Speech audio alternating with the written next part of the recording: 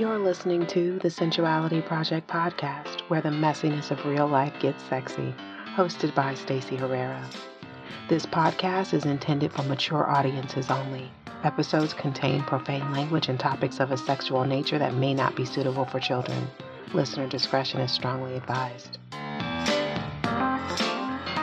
And we're back with another episode of the Sensuality Project podcast. I am your host, Stacey Herrera.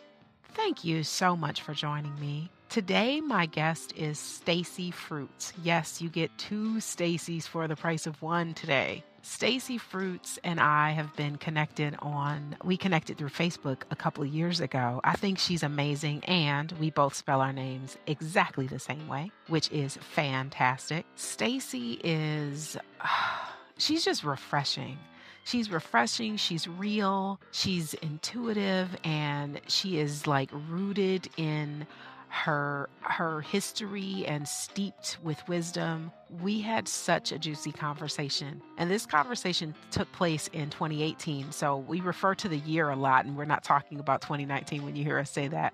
We're talking about last year. We talk about everything from sacred sexuality to men being able to use sex to enhance their intuition. We talk about speaking your truth and creating space for our children to be able to speak theirs. Just so much stuff. We also talk about feeling like a fraud in business. We talk about copying someone else's work. Like, this is such a diverse episode. We really cover a lot of juicy, important stuff here. So you're going to enjoy this conversation so much. So I'm going to let you get to it. This has been a conversation that I've been having with a friend of mine who loves to tell me how, like, always is prefacing things with, well, men and women are so different and men are like this, which is an age-old conversation, of course. But one of the things that he has said to me multiple times, and I'm not certain that I agree, and maybe it's just my perspective, but I'd love to get your perspective. So he believes that sex drive inhibits intuition in men. Oh, Lord, I am not surprised this is coming up because I just dealt with this. Yeah, I do feel like, okay, so I'm just going to tell you. So my husband is super intuitive. He's really like deeply spiritual. But if the man doesn't have regular sex, he is completely off. Like, he cannot function. His intuition, he swears, is off. Like, he goes into a giant dark bubble of despair. And so I have to then believe that must be true because I'm witnessing that in my own husband. So I feel like there's the shadow side to that, which is then the pressure that we have as women to like provide that constantly. Like, what happens if you don't want to, but if you don't, your man's intuition is going to shut down. Well, and see, this guy argues that the sex drive keeps him from being able to access his intuition. Oh, he can't. Yes. He's the opposite. Right. Now he's saying that because now that he's older, and of course drive changes with age.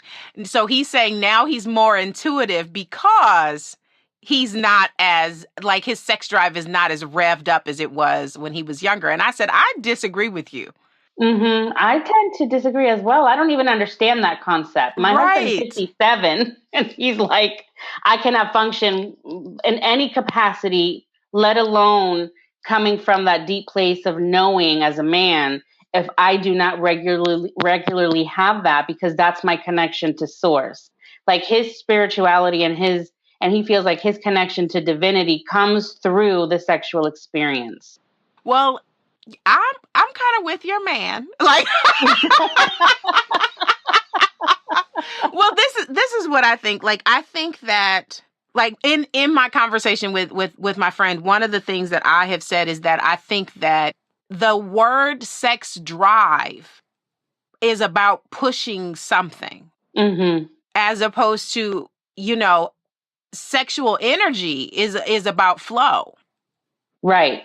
And so I think his perspective is hinged on this idea that sex is an achievement and a goal and a thing that is, and that's the way it's been built to us in terms of socialization. Right. And this idea that men are more sexual than women and blah, blah, blah, blah, blah. Mm-hmm. But in terms of I believe that sexuality and spirituality and creativity are all the same thing.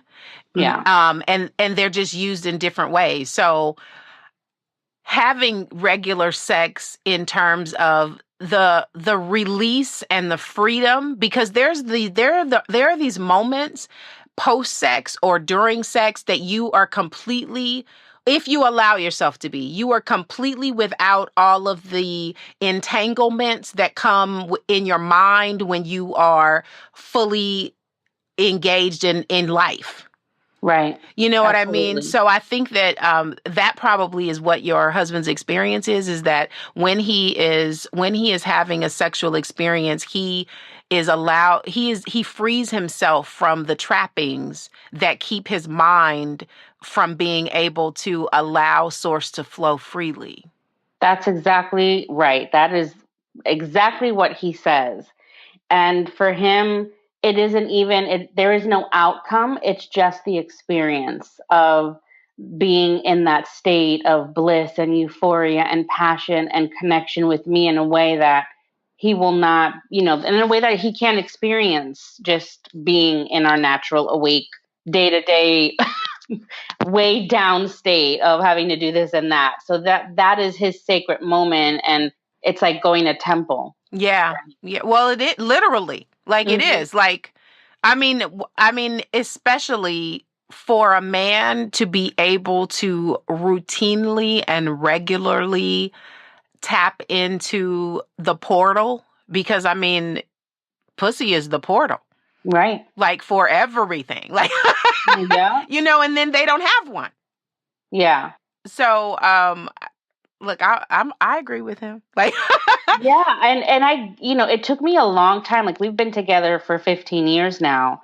It took me a really long time to get there. He was there way before me. I'm like, dude, what are you talking about? Do not make me responsible for your experience of divinity. Please don't. I'm not for that. It's supposed to be about pleasure. Let's do this. Let's be done and move on. Right. And he has been the one to teach me, which is so ironic, I think, because he, as a man in society, it's supposed to be us, right, teaching the man, supposedly. But honestly, he has been the one to teach me. Take your time. Let's slow down. Let's connect. This is a sacred spiritual experience. He does not even like when I just use the word sex. To him, he almost finds that it bothers him. No, it's not sex, Stacey. It's not just sex. I'm like, okay.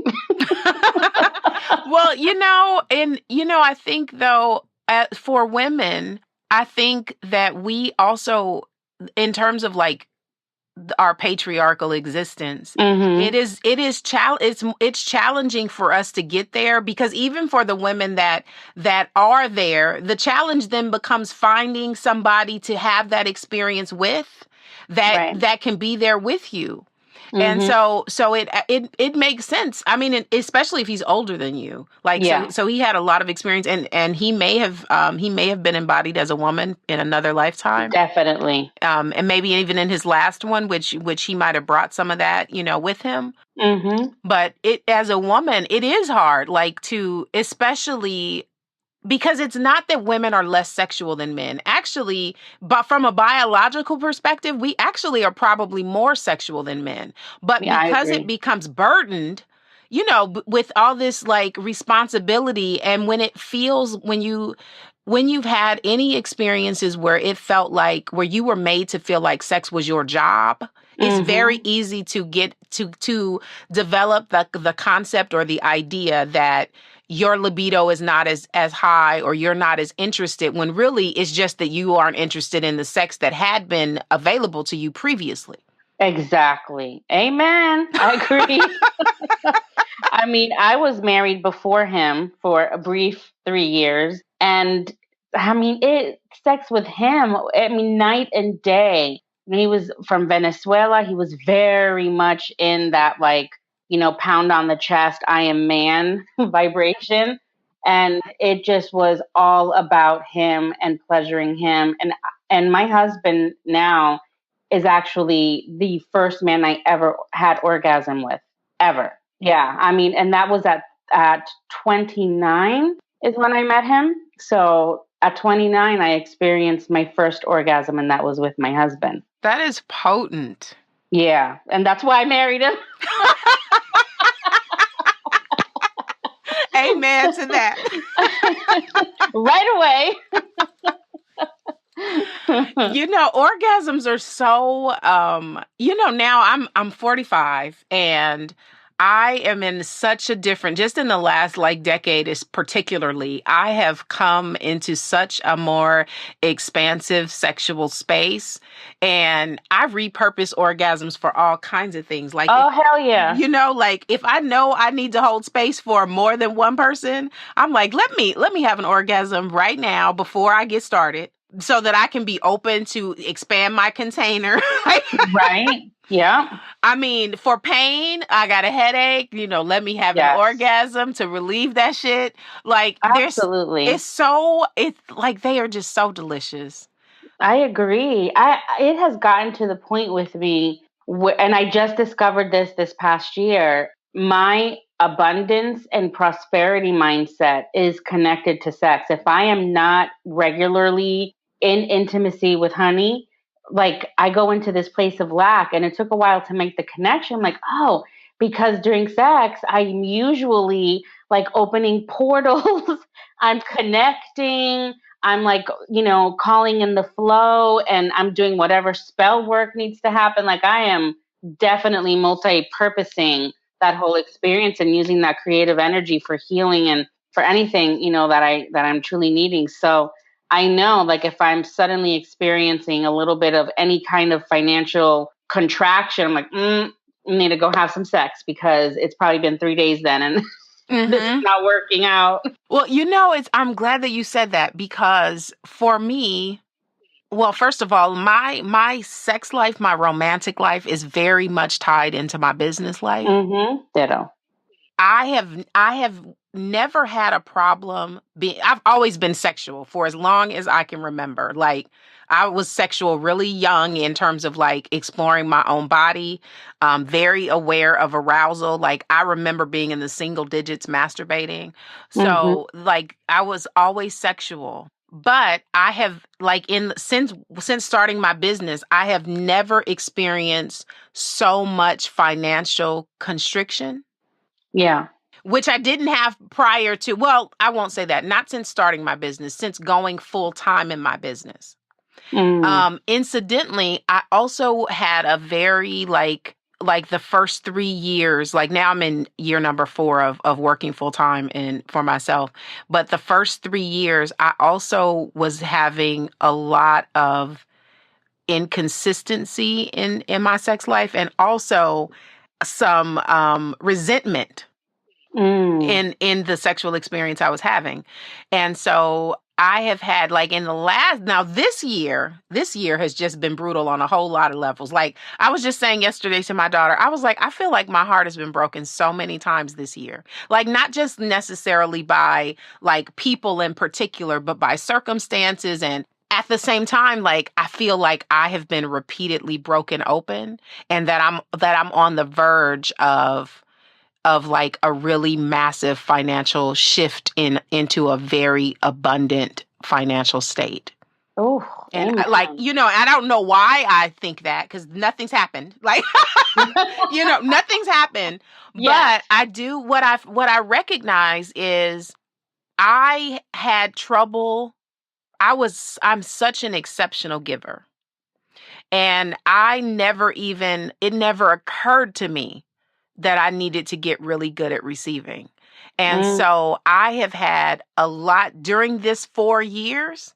I have had so much opportunity to receive. And also, but I realized I had a lot of attachment to the way the way things were supposed to show up. Yeah, I get that. Yeah, which just fucks up all the shit, like, Yeah, really it does. bad. And, and because that's part of a control thing. Like, that's Mhm. definitely part of a control thing. So now I feel like, especially like 45 was pivotal. I don't know. I thought 40 wasn't shit. Like 45 is some other number that I don't know, because I guess it adds to 9. So it's the end of something. Mm-hmm. Yeah, I'm 44 now as of October, and now this has been the big year for me. Let me tell you, girl, you think wait till 45. Like, seriously, like the weeks leading up to, like, first of all, the whole year, like at the start of the year, because I turned 45 in September. So at the start of the year, I kept saying, like, I can't believe I'm so close to 50. Like, knowing 45 is coming, and not that I'm loving aging, but there was just this, like, I can't believe, how did I get so close to 50? And then, like, a few weeks before my birthday, it was like so much, like, emotional upheaval and like almost grieving. And so, like, now that I'm in this space of 45, like, I am so articulate about what it is that I need.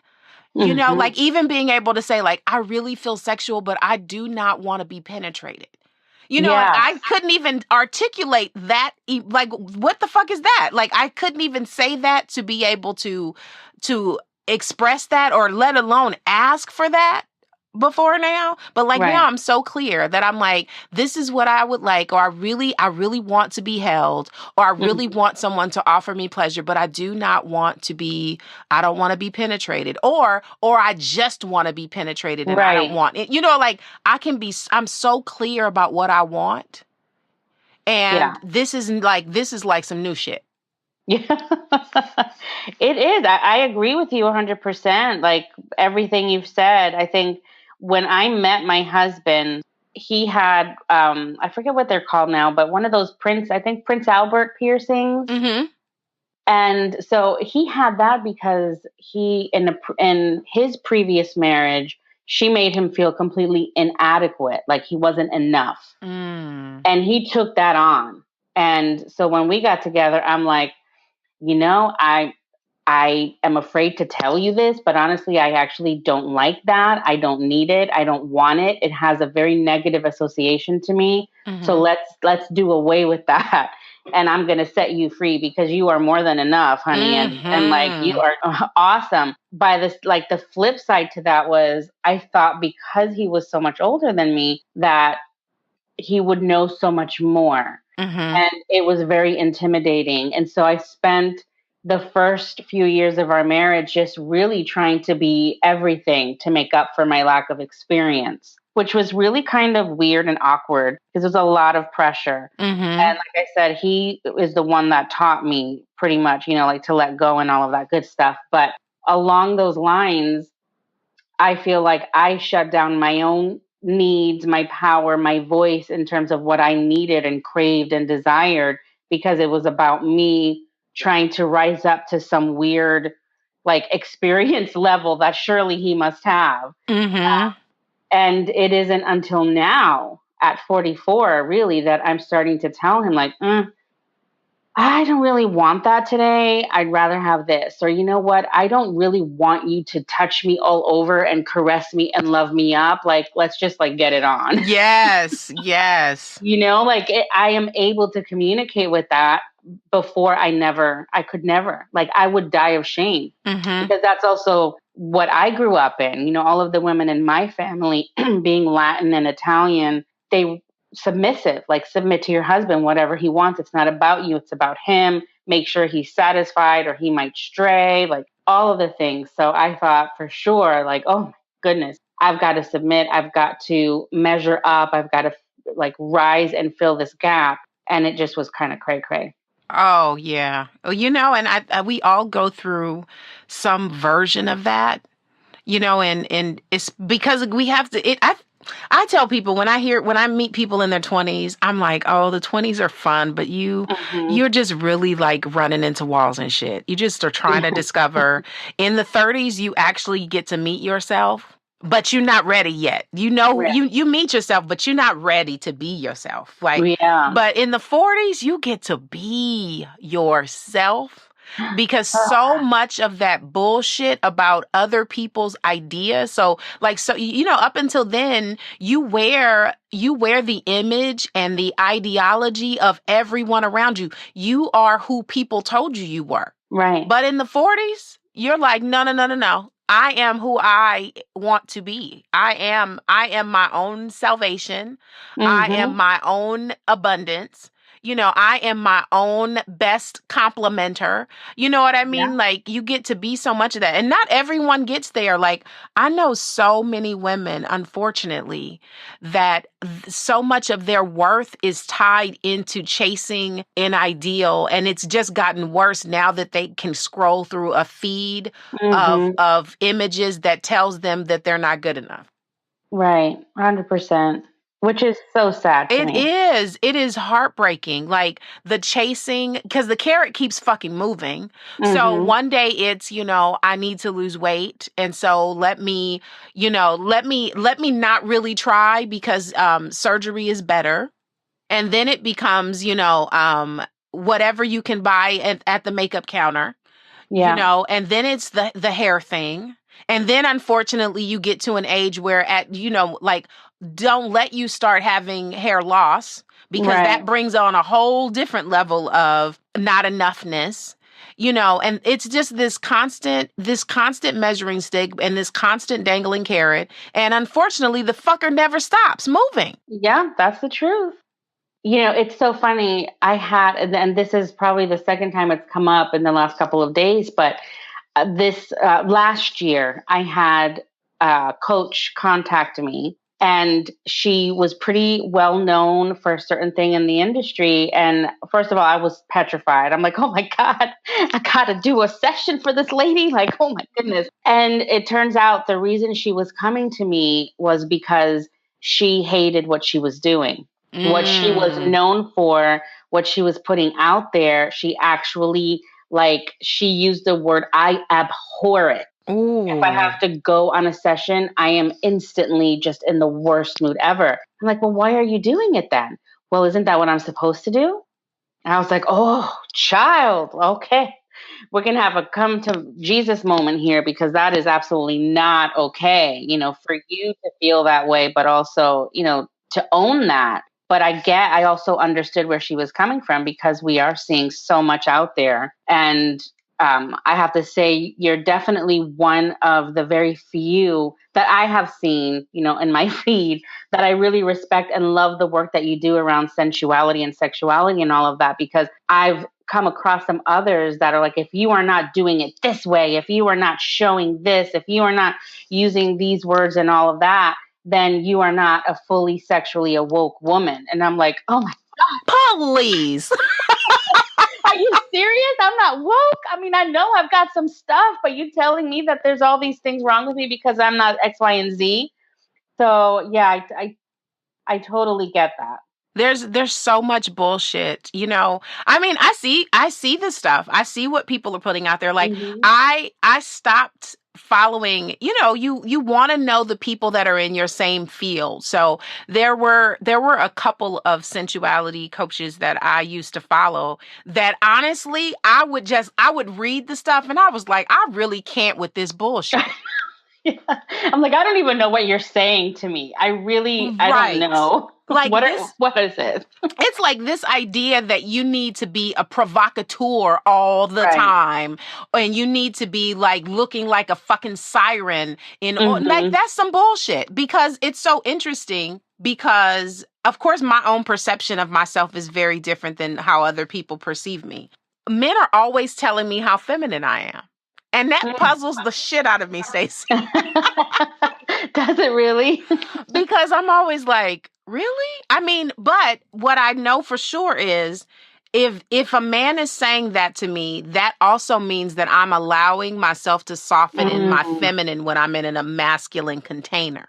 Oh, beautiful. Whereas when I am coaching or when I am working, I am mostly in my masculine, actually. Because I need you to be able to soften to receive what the fuck I'm saying.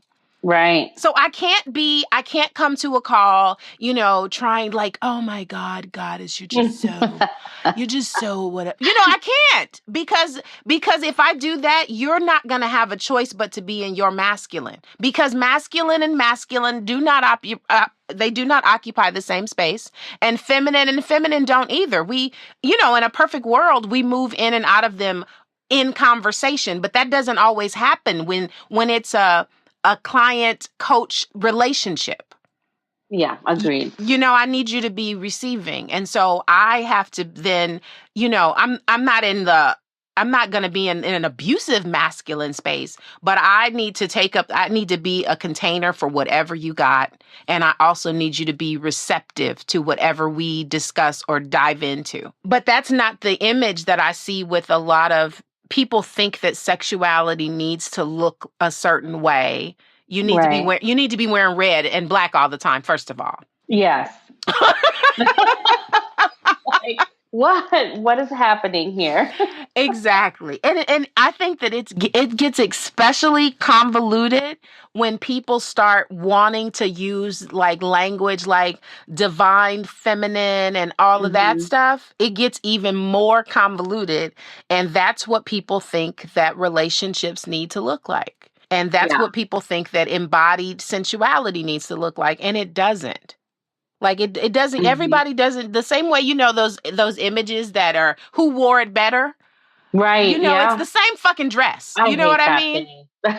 It's the same fucking dress. But of course it looks different on different people. And it's the same thing with spirituality. It's the same thing with sexuality and sensuality. Like it looks different on different people. It's true. It's so funny because I put out this year just like a little free challenge called Awaken Your Divine Feminine. That's how it started out. And I actually had someone who signed up for it contact me, like she private messaged me asking me where all the sex stuff was.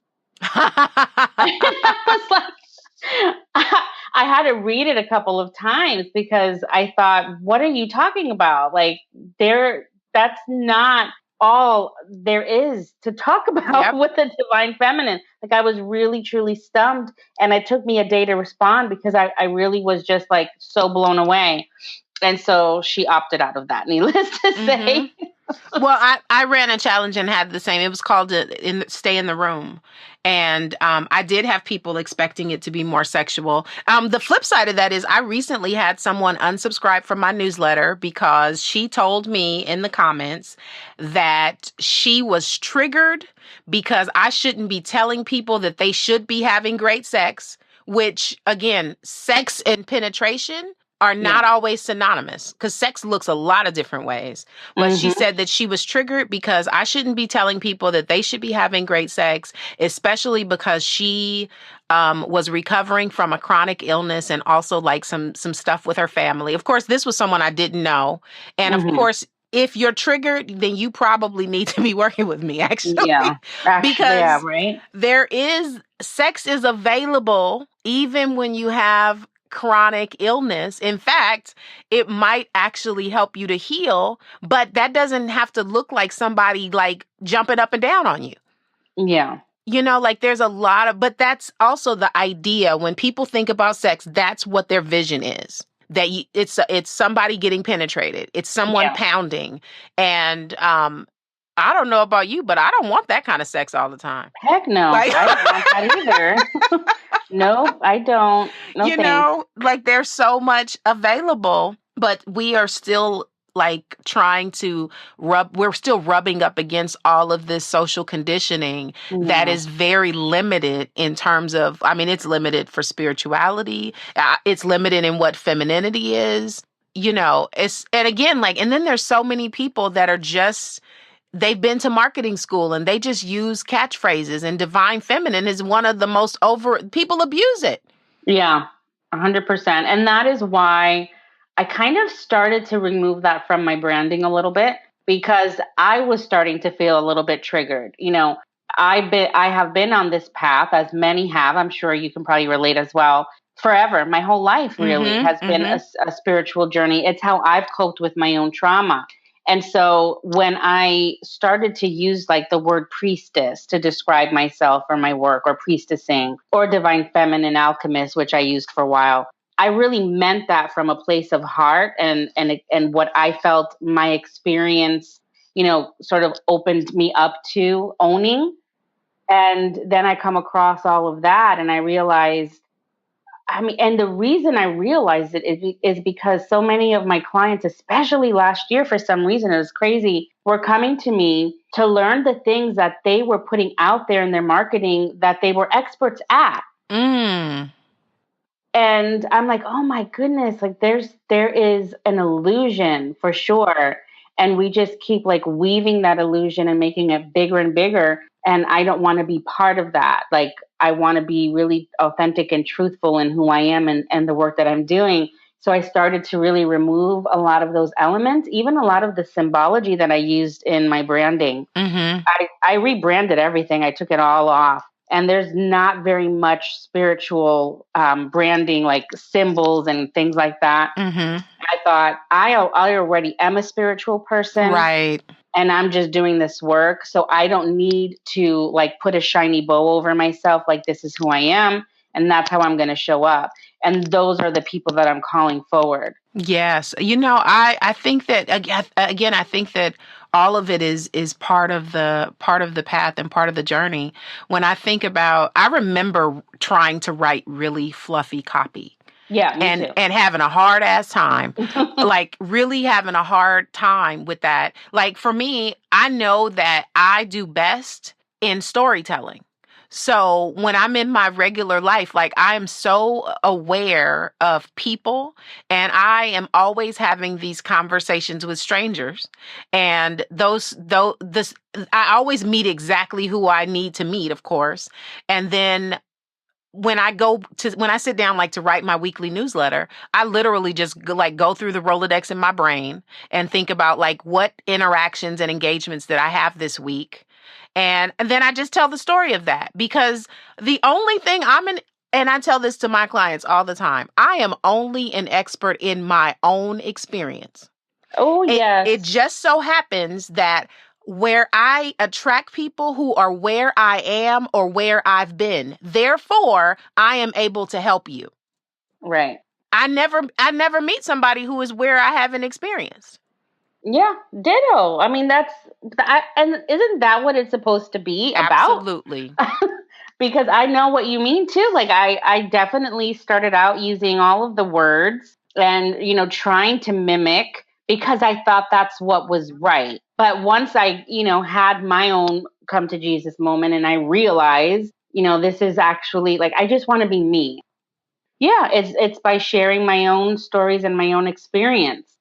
Yes, I have. Let me tell you, I don't know if I've ever said this publicly. Actually, once when I first started out, I was following, gosh, I can't even think of her name right now. Her website is called Stratejoy. That's the name of her company. And I can't think of her name, but I was like eating up everything that she posted. And I remember trying to like create my about page or something and like literally like patterning my whole shit around her thing. Yes. And yeah, I mean, like it was different words, but like the structure was the same. And then I happened to, I sent her a thank you note and telling her how much I enjoyed her and how much I had learned from her from, like reading through her site. Cause I hadn't like worked with her actually. Yeah. And she must have visited my site and she replied back and she was very, very kind about it and not direct, but direct. And she said, I can see oh gosh, that you have gotten a lot from but I immediately knew what she meant. Right. And I was embarrassed as fuck. Oh Lord. I was embarrassed I was so embarrassed by it. And I ended up revamping once I really, cuz then that was like my come to Jesus moment. Like, okay, I get to be myself and I don't need to cookie cut anything. And I ended up sending her a card in the mail, like thanking her for being so gentle about pointing out to me what I did not realize I was doing. Right. Oh, well, see, at least you say you didn't realize what you were doing. I can say I did when I did the same. I was like, I didn't know how to Yep. present myself, Me either. honestly. And sometimes I still don't shit. And so, yeah, sometimes I still don't. You ask me, like, what's your title? And it'll change every time I speak to Yep. you because, you know, I just really did not know how to put into words what it is that I did. And so I found someone by pure coincidence, really, and she really did. Like her branding, her website, her copy was on point, and I was madly in love. So when I hired a web designer and she said, give me the name of someone that you really like, and I showed her, she said, well, go ahead and like copy her copy, but in your own words. And I was delighted because I felt like an authority Mm-hmm. was telling me, like giving me permission to do it. I was like, oh yeah. And I literally went to her website and I, just in my own words, wrote down, she kind of showed me the way unknowingly. And what happened is a couple of years later, people are asking me for things. And I'm like, I actually don't want to do that, but it's on your website. Okay. Yes, because I copied someone else and that's what she does, but it's not really what I want to do at all. And I found that it was not authentic. I started to really feel like a mimic and not authentic. So I did the same thing. I had to tear it all down and start over and just really speak from my heart to what I knew, about spirituality and business and myself and all that good stuff. And it's a journey, man.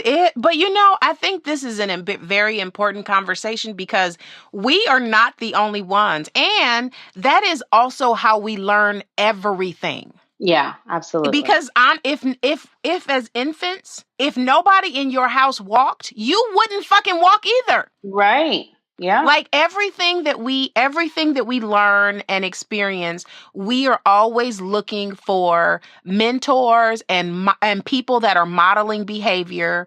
And like there's that book by Austin Kleon, Still Like an Artist, because there is no such thing as non-copied anything. That's right. Absolutely. You know what I mean? So, I mean, you do get to, because even when you rebrand and you speak in your own voice, your voice is like a crock pot of all of your experiences, and a lot of those obviously have to do with other people. Absolutely. Yeah. And it keeps going forward because I have experienced that then with other people that have worked with me where they're mimicking my style and my words and all of that, which is pretty funny. And I'm like, it just continues to go around and around. Absolutely. But I do feel that there's sort of a new current going on with everyone wanting to be more authentic. So even though you may be carrying, certain energy or imprint or whatever from someone else, at least it's filtering through a place of, is this true for me? Exactly. And I think that that's the difference. Right. Is that you don't even know. I mean, that's like my favorite question for anything, especially when I'm on some bullshit story. I'm like, is that true? Like, the answer is usually no. But like, that's my favorite question because that's the way for me to lead myself back to myself. Right. Absolutely. Is this true?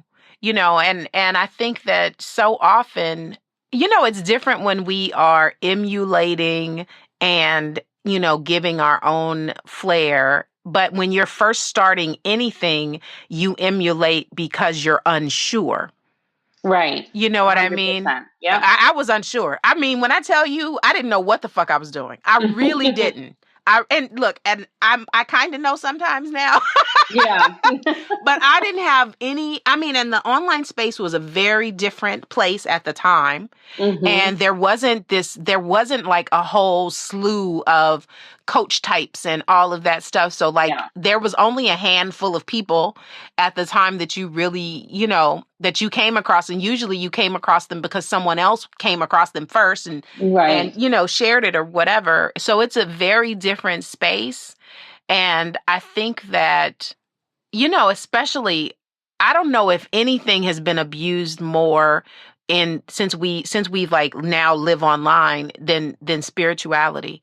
Right. I think that there've been a few exposures in just this year alone of people that really capitalized on people's vulnerability around spirituality.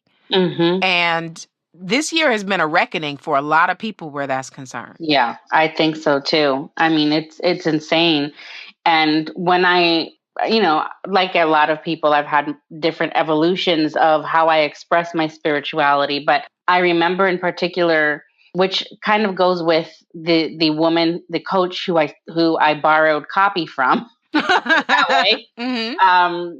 I didn't know how to express myself as a shaman. That was a period in my life where I was really connected with my indigenous roots in Puerto Rico. So I really wanted to express that, and I wanted to share the healing that I knew I could help people with through that particular modality. And that's how I found her, because I was looking for shamans. And so I thought, okay, in order to really market myself as a shaman and be even a shaman, even though I knew deep down, that wasn't for me and that it was deeper.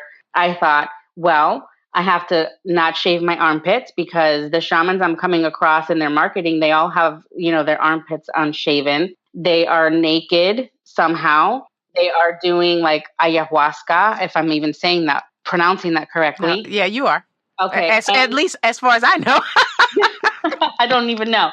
And then the other thing was, they talked about sexuality as being wild, like having wild sex with their partners in the woods, and wild sex with their partners on fur, whatever, on the floor. And I'm like, oh man. Okay, so do I need to go to the woods with in order to prove that I am more of this or more of that? And so it just was an incredibly enlightening journey to go through that and think I needed to be these things in order to validate my spirituality. And finally, I thank goodness that I kind of came to the light and let it all go. I'm sure there's still remnants of that here and there as I'm growing and learning and all of that. But that was definitely a really weird time. Like, I don't know what I'm doing. You must know better. So let me just kind of let you guide me. Yes. Are you enjoying this episode?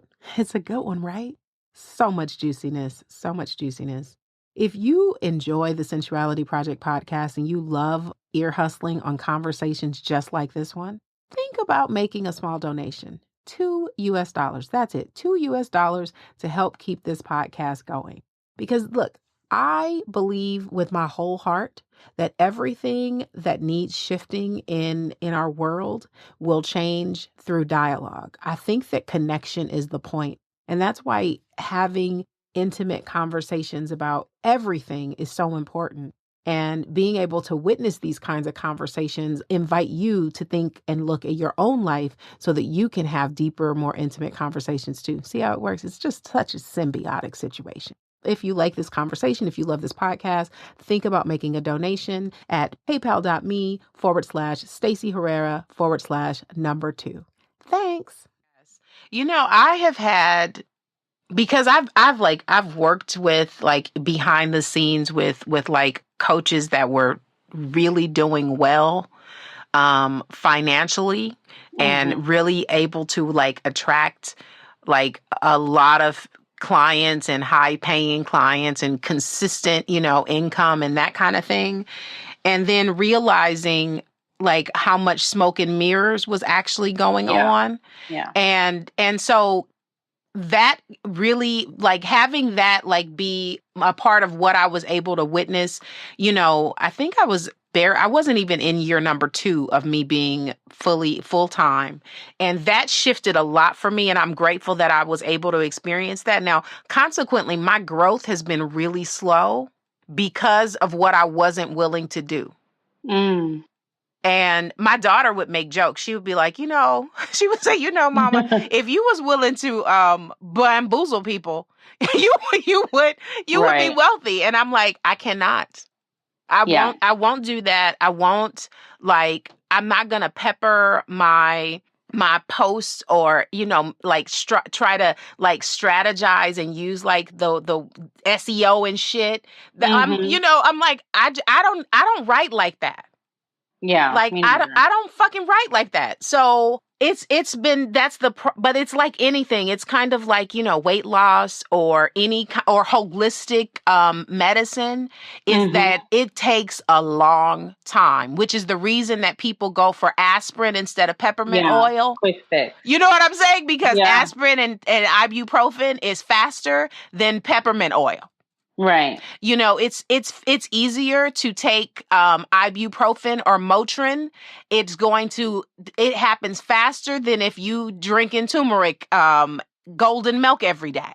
You know Which what I I'm love. right? Yum. But if you're trying to reduce swelling and your strategy is drinking celery juice every day instead of, taking something else, some prescribed anti-inflammatory, that's the reason that people choose to go to the doctor and to take medicine. That's the reason that people would rather take high blood pressure medication than meditate. Yeah. Because it's faster and it's easier. And so a lot of people, like, they bought the idea of this is how you market and this is what copy is supposed to look like. And you need to be doing this and you need to be, using pain points and shit. Right. You know what I'm saying? Because it's faster. And so I'm like, either I am onto something or I'm stupid as fuck because because my business has been a very slow growing process because I am just not willing to. It doesn't feel good. I don't want to do shit that doesn't make me feel good. Right. Yeah, me neither. You I, know, I can't. I really right. can't. It does. I mean, I cannot tell you how many discovery calls, if you want to call them that I've had with people. And at the end of the call, I didn't pitch them because I'm like, they aren't ready. Yeah. They aren't ready. Like, even if they're ready to give me their money, they're not fucking ready to Yeah. do the work. And And there so is a difference. there is. And some of those calls, you sometimes be on the phone with someone for 2 hours. And I'm like, these are some things that I think will help you right now, but you're not ready yet. Yeah. I remember back in my beginning days not yet knowing that there was a difference. And so to me, the fact that you were just willing to pay, I'm like, yay, you're investing in yourself. That's Right? awesome. You're doing what we've been told, And so I just took that as yes, let's do the work. And then when I would actually start the work and it's like dragging someone through mud, so hard and so much energy, like on my part going into it and having to even, I'm like, you paid, but yet I cannot get you on the phone for your session, Right. things like that. And so I definitely took that as a reflection on me at first, like I am the worst coach ever. I should not be doing this work. And then I realized there is actually a difference between someone who's just willing to pay and where money to them is nothing. It's easy for them to Yep. pay and invest. But what's difficult is actually doing the work and really like digging into it. And so I had to really have a talk with myself and do some clearing out of, my own ego and Yep. fears and wounding and start calling in those women that were like, I am like lit up and I'm ready to do the work and really dig in because I don't want to babysit anyone anymore. The worst thing ever is having a client that when you see them on your schedule, you don't want to fucking be on the phone with them. Yeah. Like I already know what it's going to be about. Yep, that is the worst thing. And I have done that. I've had a few of those people. Yeah. And you can tell, it's not like it takes a long, like you can tell on the initial consults, you can tell. Yeah. And I was the same way though at the beginning. Like I just want to, you're just happy. And and then also feeling the same way about the people who they were on the call and you pitched them anyway and they aren't ready and they aren't willing. And then, in your mind, you're like, well, they have this going on and they have that going on. And those things are true, but they aren't fucking ready. They just are not ready and they're not going to do it and they're never going to do the work you tell them to do. in between calls, and it's always the same thing. Like I had that one client, every call was the same thing relating to money. And I'm like, okay, well, did you do the work? No. Then that's why we're still having this Right. conversation 5 weeks into our relationship. Like, you have to do the work, or, I mean, what else can I possibly do? Yeah, and there's no substitute for the work. I had someone um send me someone reached out to me and was like, "I need sessions now." Like that was like the subject line. I need sessions now. Wow. I'm going through something, I'm losing my shit, and I started off like, "Congratulations. Congratulations. If you on some bullshit, that means it's time." But then it was like when I sent her a reply and told her like these are your payment options, she was like, "Oh, I was looking for a quick fix, but I know that you can't do that or whatever, so I'll have to sit with it." And I told her, I said, quick fixes work for a lot of things, but personal evolution is not one of them. Right. You have Yeah. to be willing to do the emotional push-ups. Yeah. There's no pill for this. Nope. There is no 10 days to a new booty. That does not exist. Yeah. Like, Agreed. but I mean, people want that. And so one of the things and it's hard for me to accept sometimes, but most people do not want to feel good. They just don't want to feel bad. Right. Yeah, I agree. And I feel like that's so sad, because when you are stuck in that cycle, you never truly know what it feels like to actually be in joy, or to be in passion, or whatever it is. You are just like, that's your normal, and you settle for that. Yep. And they're so comfortable in it. It's so Yeah. familiar to them. And it's sad. It is so Yeah, it is. sad. I mean, but again, like I remind myself, we are not all here to awaken at the same time. And Right. evolution is a continuum and not a moment. And that's on purpose. It would not be conducive to the survival of our species if we all awakened at once. Right. Yeah, I agree. But I get that logically, but when I'm dealing with it, I don't really like that shit. Like, No, me neither. I'm like desperately trying to, make time fly by a little bit faster so I could be done. But luckily, I mean, I've been in business 7 years now. Congratulations. Thank you. 4 of which have been online. And before that was, I worked at 3 different metaphysical stores at once, doing readings and things like that.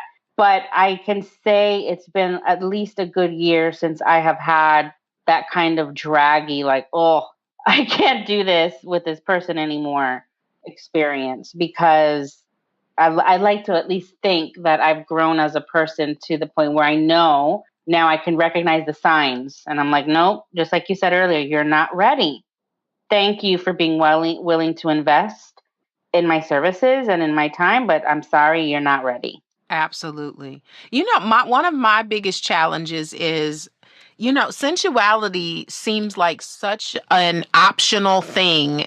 And a lot of my work is around actual intimacy, but because more than love, people crave intimacy. Yeah. They want to be close. They want to be seen. They want to be heard. They want to know that they fucking matter. Right. But people act like that's optional, except for intimacy is not optional. And it's not just about romance.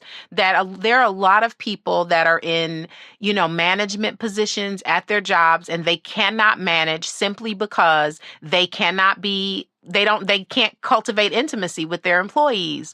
Right. Or, you know what I mean? Like they can't cultivate intimacy with their children. There's no intimacy with their family or their siblings. But people still act like it's optional, except for there is no fulfillment in a life that is not connected to relationships in some capacity. Yeah. Yeah. Oh, so much. And yet, like you said, it's so hard for some people to connect. Mm-hmm. And I had a really good friend, and it's still, if I ever need healing, probably be around this. I had a woman who befriended me, like she literally sought me out, and we became really, really close. And I loved her like a sister dearly. But she would always tell me, you are distant. You don't know how to connect. You don't know how to be in intimacy. in the friendship with me. And I would wonder, like, what is she talking about? And I really started to buy that. I'm like, but I'm giving you my all. Like, I'm being with you. I'm listening. I'm, sharing. I am encouraging you to share all of you, and just loving you and holding space for you. What else would you like from me? And I realized actually it wasn't me, it was her. Yeah, she was not able to be in that intimacy with me. And she dumped me as a friend twice. And after the second time, I thought, oh, honey, okay, you are not worthy of this friendship, and I'm going to have to let you go. And that was really devastating to me. But it was a lesson for sure. I'm glad that you bring that up because people think often that you can only be dumped by lovers. Like, I have even been dumped by an animal, so I don't believe that. yeah, like you can be dumped by, and I think that we have a unique type of connection with one another, but we also have the ability to cut each other down. Yeah. Like, I don't know if men experience it in the way that women do. Yeah, I don't know either. It doesn't seem like it. It doesn't seem like it. I had a relationship earlier this year, a friendship that when I tell you it fucked my nervous system up so bad, Stacey. Like Mm-hmm. I was like my nervous system was fucked up for weeks because of that relationship and the demise of it and it coming apart. And I literally like my stomach was knotted up and I couldn't sleep. And this was a friend. Like like it really messed me up. Because when you really allow yourself to be vulnerable and you really allow yourself to be intimate, and that's not something that you actually experience with everyone that you might call your friend, which we probably need to name those other relationships something else because they're not really friends, acquaintances, I guess. But when you really are plugged in with somebody and it goes awry and the other person's triggers don't really afford space for growth and evolution. Yeah. It is very, very hard. And the recovery process is just as extensive as when you break up with a lover. Yeah, absolutely. I mean, it took me over a year to even be able to speak about her without feeling completely devastated and like I was still grieving. Yes. And that was, I mean, she was just a friend. Yes. But I really, I went all in to the sisterhood. And I brought her, at the time I was going to a place called Temple Goddess Dance and Yoga in Florida. And I was studying belly dancing and yoga at the same time. And I brought her into that sacred space, to encourage her to belly dance as well. And I was in the process of rehearsing for a performance. So I asked her to be in the audience, on a rehearsal day just to sort of tell me what she thought. And so there I was, like already nervous that I was going to do a belly dancing performance and, really giving it my all. And after she said, I just felt you closed off. I would love to see you more open because belly dancing is such a sensual experience. I didn't feel moved at all. And I thought, oh shit, like I shouldn't be doing this then. But I gave it, I did my best. I tried to, and I probably looked ridiculous because it wasn't me. I am not an in your face, sensual, sexual type of person. I'm a little bit like it's a little more hidden. And so I'm trying to express myself and I'm watching her and I was so distracted by watching her to see if her expression was negative or positive that I wasn't in the moment anyway. Yeah. So, make a long story short, it completely fucked up my whole performance on the actual performance night. I messed up. I covered it up, but it ruined it for me because of that. Yeah.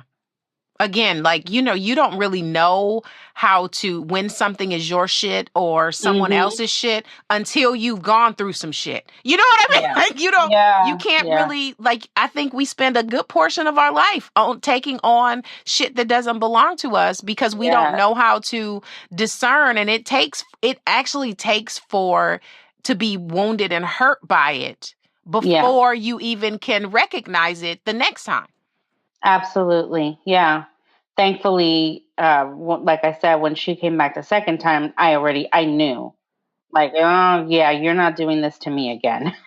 No. Look, that was some gaslighting shit, actually. Yes, right? I thought so too. I'm like, wow, Yeah. this is some crap right here. I wish I could say it was uncommon, but it isn't. And I think that Yeah. it shows up a lot in female friendships. There's a lot of healing that needs to happen around sisterhood. And, once years ago, I had spoken at it was a Toastmasters meeting. I did not know it was a Toastmasters meeting when someone invited me to speak, because then I felt Mm. self-conscious about speaking to people who were training to be speakers, right? But but I didn't know when I said yes to it. But at the time, I think it was the president of that particular chapter of Toastmasters. Several weeks later, it might have even been several months later, he called me just to say that whatever I talked about had to do with connection, and I had given them like sticky notes or something was my prop. I don't remember. But anyways, he had saved his sticky note and he had called me. He said, I still have this note on my computer, and every time I look at it, I think about you. And so we ended up having this whole conversation about friendships, and he said something and it stuck with me, and I have tried to implement it with my friendships, is that he said that there was a gentleman who was one of the Toastmasters, and he reached out to him after being involved for several months and said that he wanted to be friends with him. And he thought, oh, okay. And the guy said, well, I'd like to enter into a contract with you. What? And the guy was like, huh? And he was like, yeah, I would like to, these are the ways that I intend to show up, and these are the things that I would like to request from you. And and when he was like, he said, I thought it was strange at first, but he said it really did make me show up to the relationship different.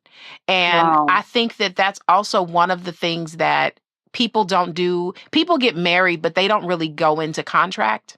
Right. And the thing about contracts is, like anything, contracts have expiry dates and they need to be renewed and renegotiated.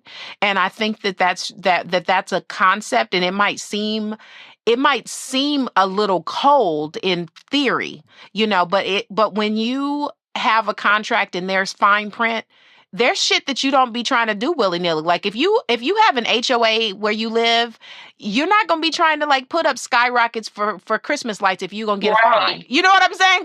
You adhere to the contract. And I think that in our friendships and in our relationships, we need to be a lot more mindful, and we need to put the same care as we do into other things. When you have a lease and if your car is leased, you are mindful of the mileage. You make sure you get the oil changes and shit on time, because when you get ready to turn in the lease, you don't want it raggedy. You want to be free and clear of it. Yeah. But we maintain cars.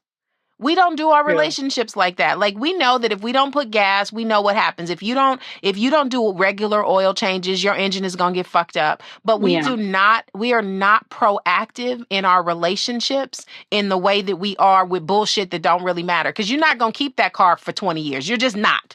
Yeah. You know what I'm saying? But your intention, even in friendships, your intention is to be friends. No, it's rare for someone to go into a friendship with thinking that we only going to be friends for a year. Right. Even if the person is moving away, in your mind, you're going to be friends for a really long time, if not forever. That's how our brains work. But we do not take the same kind of care, and we don't take them as seriously, and we just take so much for granted, and we never really check in to see if the things that worked at the beginning of our relationship may not work anymore, because we're two different people. And that's true for friendships too. If you were friends at 15, your 15-year-old self hasn't been around for a long ass time. Right. I love that idea of the contract, actually. Well, it's interesting because even in sexual relationships, a contract is often something that people go into with, like, if they are into kink. So if there is a kink relationship, Right. there's a contract because these are my non-negotiables. These are my yeses. These are my nos. These are the things I would consider. Yeah, my safe zones. Yeah. Exactly. In polyamorous relationships, there's often a contract. This is what is expected if you are going to be seeing other people. These are the way, like, before you sleep with someone, I need to agree, whatever the contract states. But we could learn a lot about our regular relationships if we viewed them and took them as seriously as we did, business dealings and shit. I think I love the concept also because it sort of clarifies how you should behave. Yep. And it takes the guesswork out of it. This is what I need to do. This is what this person needs. And there. I mean, how easy does that just make everything? Absolutely. And you both sign it. And if you can say, like, we're going to review our contract in 6 months to see if there are things that we need to change or amend or delete, and even like with my daughter, I will ask her, once or twice a year, like, how are we doing on a scale of 1 to 10? What do you need? Like, and she has said to me, what I need for you to listen and not give me advice all the time. Oh, that shit was hard as fuck, but man. I was gonna say, yeah, that was epic fail right there for me. Yeah, well, I was clearly failing at it, Stacey. That's what she asked for. That's what she asked for it, right? But she's now 23, so now she's in she was always in an optional relationship. She just didn't realize. But now, like, I'm aware she's in an optional relationship with me, and that's why I want to make sure that it's a relationship that she desires to be in. I don't want to wake up one day and have her say, "You know what, Mom? I'm kind of tired of you. Peace out." You know what I mean? Right. Like, yeah. She gets to say, like, I don't want to be in a relationship with you anymore if she wants to. And she always had that power. She just didn't know she had it. But now she is fully aware because I told her, like, you're in an optional relationship with me, and I want this to be a relationship that you want to be in. And so I do get to ask her. And sometimes I don't like what she says. I'm sure I'm going to be there. My daughter is 6 now. But man, I know she would have a lot to say when that time comes. But like, it might be something like obviously her wants and needs will be different, but it might be something that you can start right now because it also it empowers her to set boundaries. It gives her a voice. It tells her that her no's are important and that they should be honored. So it might be something that you might want to implement right now. Like, obviously she's not going to be, the stuff she asked for more of sometimes might not be negotiable things. Right. I really would like more marshmallows in my cocoa. You know what I mean? Like, right. Because she's going to, what she asks or requests will come from where she is right now. But getting her in the habit of saying, like, what you want matters and what you don't want should be honored. So if she says, I really don't want to wear ponytails, every single day, and sometimes I want to be able to wear my hair down, then that can be something that you negotiate with her, but that gives her authority over herself. And sometimes we don't come into that as women until we've already learned that our no's don't matter. Yes. And then some more. I wish that somebody had asked me because I had a lot of opinions when I. Me too. Nobody asked me my opinion either, especially not in my Puerto Rican Italian, family. Right? Like, children should be seen and not heard. You do not get to have an opinion, and if you do, I don't need to hear about it. In fact, I encourage you to not share it. Absolutely. You do what you're told.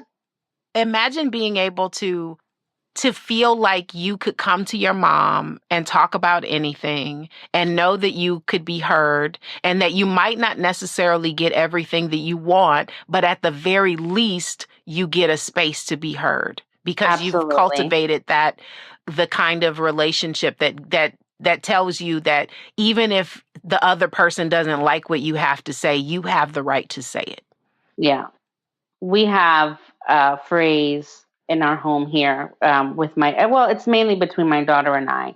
Now Honey's catching on too, but when she says, I need to speak my truth, it doesn't matter what I'm doing, what I'm saying to her, if I'm on the phone, working, whatever, the agreement is I'm going to stop whatever I'm doing and she has my undivided attention. And I will get down, where she can look at me eye level. And then she has the floor. Like she can absolutely, like there's no limits. I always tell her, you're not going to hurt my feelings. You don't need to censor yourself. If you need to curse, you go for it. Like when you're speaking your truth, that means you are speaking your truth. And I will listen and I will not judge you for it. And you are not in trouble for anything that you speak in that moment. And that's an understanding that we have. So when she says that, I'm like, okay. That's so empowering. That is so empowering. Like you get all the gold stars. Oh, well, thanks. Yeah, you get all the gold stars. That is so important. Yeah. It's so important that she even knows the concept of, because she knows the difference is when something isn't her truth because she's used to speaking her truth. That's right. Yeah, she does. And if for any reason, and the reason why we implemented that is because I can get very lost, on social media, doing my work or in whatever I'm doing. I don't know. It's like everything I do becomes a meditation and I tend to literally zoom out everything else that's happening around me. And sometimes she's like, Mom, Mom, Mom, Mom. And it takes like several moms before I'm like, Stacey, come back to earth. I'm being called. Yes. And so I'm like, okay, we need to do something about this. So that's it. As soon as she says, no matter where I'm, venturing off in La La Land, the second she says that, I like slam back into the moment. What is it? Let's talk about it. That is so powerful. I'm gonna steal that phrase actually to implement with one of my lovers that Please do. That we have a challenge sometimes because sometimes I don't feel heard and it's been an ongoing thing. And I have said, like, what do I need to say to you so that you can stop in your tracks and realize what the fuck you're doing? Yeah. And I'm going to try that because what the other person told me to use has been ineffective. So well, I think it's really powerful with whatever partnership really matters to you, because I'm not going to give it to probably a friend of mine who I'm like, deal with it. Right. But in someone, like when it really truly matters, because it's hard, to give someone the floor and to be willing to stay silent and let them speak the truth no matter what, even if it hurts you. Yes. And your impulse would be to like push back, to just be there and hold that space for that person to say whatever it is. It can be really like, it's a practice, yes. So, but it is so powerful when that happens. And when my husband, when I tell him that, I need to speak my truth to you, that's the hardest thing for him to do because he is someone who's so sensitive. He would usually take offense or take it personally if I'm saying something that he doesn't like. So for him to sit there quietly and listen without, and if he's judging me, he's not letting me know. So that's what I need in the moment. Like, just let me get this shit out and then we can move on. Yes. So then that makes me love him even more because he just did that. Yeah. Relationships are the leading edge in growth. Oh man, are they ever? They are the leading edge in growth. This has been so delicious. I have gotten so much out of this conversation. Oh, me too. Thank you. Okay, I want to ask you one more question before we wrap it up. Okay. How do you like to be taken care of after sex? This is really, I just realized this. I want you to leave me alone, actually. That's beautiful. Just leave me alone. Let me go into my vortex and dream and go to sleep. So just give me space. Look, you get to have it your way. Right? I just realized that. That's the first time anyone ever asked me that. So I never thought about it till this moment. But definitely. Just don't coddle me. Yes. Don't touch me. Just like give me my space now. Yes, you get to have it however you like it. I think it's just so important to have the end that makes it good for you. Yeah, I And agree. sometimes we don't. So Yeah, I just need I just need silence. I need to mind melt, and I need to process still that energy. I feel like I usually have a little bit of energetic work to do after, and my husband is so intense. He always, like, the man will not give up until I've had an orgasm. That's just the way it is. Even if it takes an hour or 2 hours, he will not give up. So afterwards, I'm like, okay, now leave me alone. I yes. need some Well, space. but if you've had like a 2-hour sexual experience, Hmm. but an orgasm that comes after 2 hours is such a crash. You Yes. have to like please, because everything is like every cell in your body is literally lit up. Yeah. I just, it's so intense. I need that downtime then. It's like I tell him, I just need to mind melt now. I don't want to think about anything. I don't want to feel anything. I want to be in the moment and let all of this energy sort of process out now. So Hmm. roll over and go to sleep. I'm done. The Sensuality Project is produced, edited, and hosted by me. Music by bensound.com. The Sensuality Project podcast is a production of StaceyHerrera.com.